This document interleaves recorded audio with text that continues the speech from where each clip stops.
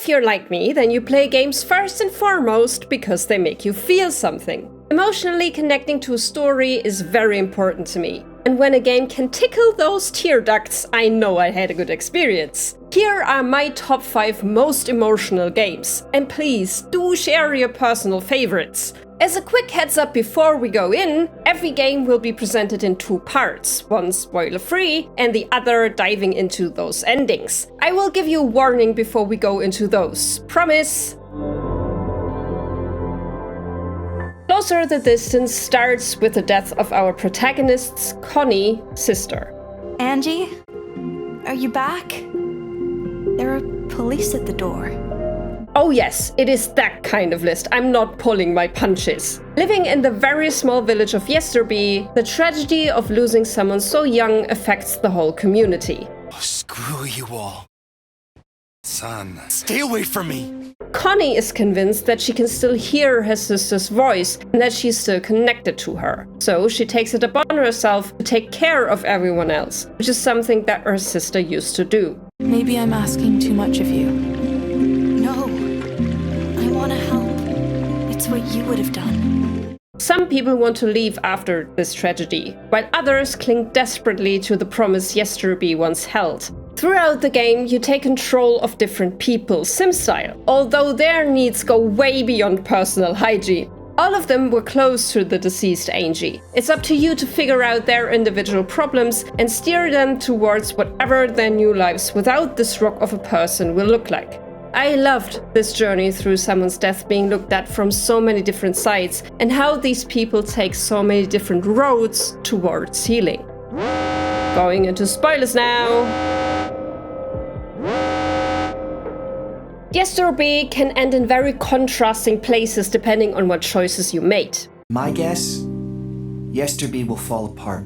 It might get fractured, or the community might come back together. Whatever it is still a hopeful ending, because even leaving means a new beginning. I loved being part of this community for however brief a time it was. And you end as you started, with only Connie as a playable character. If anyone needs hope, it's you, Connie. Who has one last encounter with her sister. Here, it's up for you to decide if Angie really was a ghost, or if Connie held onto her voice as a means to cope. Either way, I cried at Connie realizing that losing her sister would hurt for forever. I'm so afraid of the day when I can't hear you anymore. When I can't remember your voice. But that she couldn't keep pretending she was still around. Letting go sucks, but it's also part of the process. When you have a game called Endling, Extinction is Forever, you can probably guess what the subject matter of this one might be. You play as a fox mom in a world devastated by environmental collapse, and you and your cubs might just be the last foxes on Earth. At the beginning, one of the adorable young ones is kidnapped. And now it's up to you to find it, while also keeping the other 3 alive. Your nose will be your best guide along the way. I've always adored how this game uses environmental storytelling as a way to progress the story. The little bit of forest that gave you shelter at the beginning of the game becomes more and more inhospitable because humans just do not stop. Every source of food will soon dry up, and you need to keep moving and keep putting yourself into more and more dangerous situations in order to survive while never letting the cubs out of your sight. Going into spoilers now!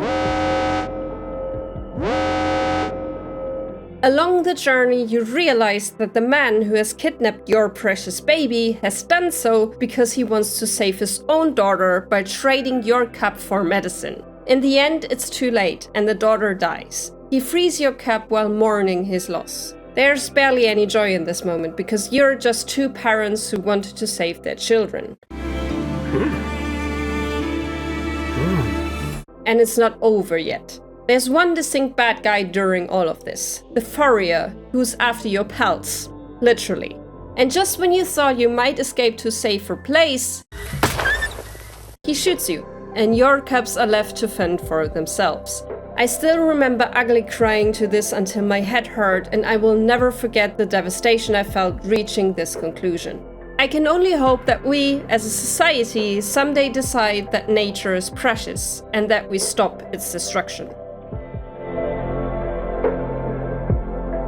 The wreck starts with the protagonist Junon heading to the hospital to learn that her mother has had an aneurysm and that it is now up to her to decide her mother's fate, who's comatose. I've had my share of this kind of responsibility, and it didn't turn out well. Not an easy position for anyone to be in, but especially for someone who doesn't have the greatest relationship with her mother. Why are things so complicated between us? Why do I always feel so threatened when I'm around you? Dealing with the situation becomes a minefield of memories full of anger, regret, and sadness. Junon has to navigate this relationship without her mother being able to speak for herself, and only her sister as support. And the siblings have their own set of problems, since their mother had a bit of a habit of pitting them against each other. The wreck makes you take a hard look inward, and it never lets up. Going into spoilers now! The family drama extends beyond mother and sister though. We learn that Junon was married and had a child. Her daughter tragically died in a car accident that Junon can't quite remember. This is the scene we see over and over again every time Junon comes to a crossroad. At one point she imagines her daughter Astrid to be with her on the hospital rooftop. And my heart broke into a million pieces when Junon was finally able to let go of the ghost of her daughter. You can leave now. I've got this. I know.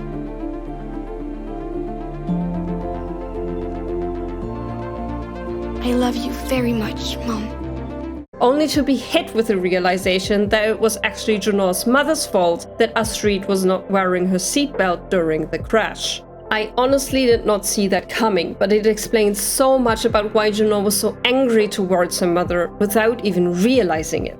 Was you?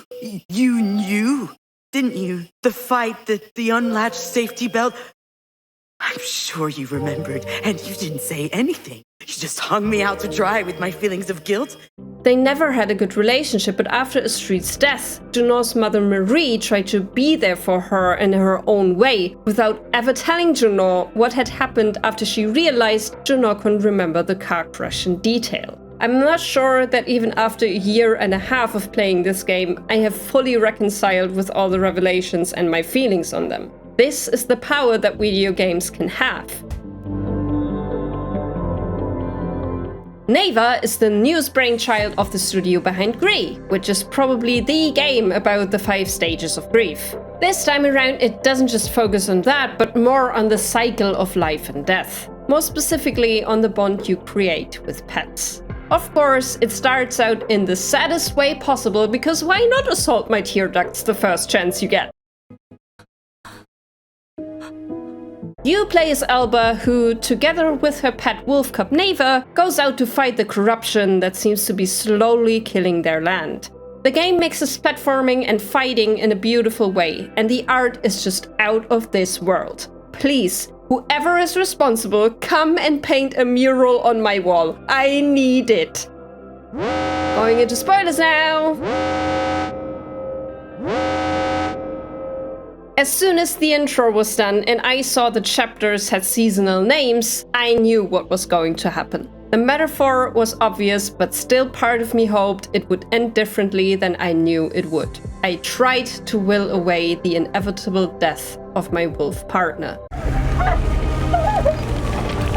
But that's not how life works. We all die. Our pets all die. And it hecking sucks, man. But what we should never forget is that what we are left with are the amazing memories and everything that our pet taught us along the way. My dog made me grow so much. I will forever miss him, but I wouldn't trade anything in the world for the time I had with him.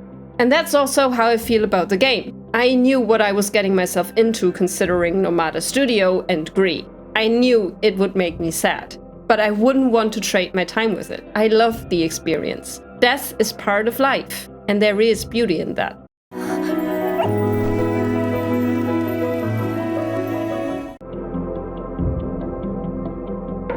A game so unique as a concept, I want to kiss whoever came up with it. Before Your Eyes tells the story of an old painter who, at the end of his life, passes into some sort of purgatory where he needs to tell his exciting life story in order to pass on to the afterlife.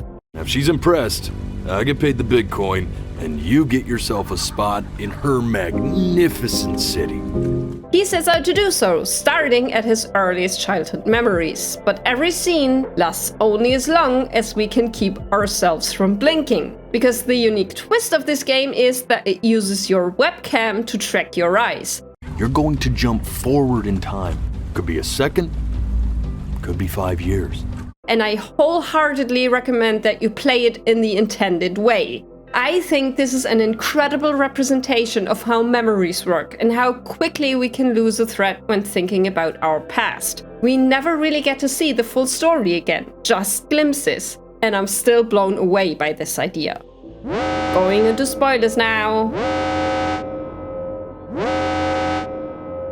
There has also never been a game that has made me cry harder than this one. Because as it turns out, we are not following an old successful painter at all. We're instead following an 11-year-old boy who died of a debilitating disease and who thought that his short life wasn't worth talking about. So he made up the tale about the painter.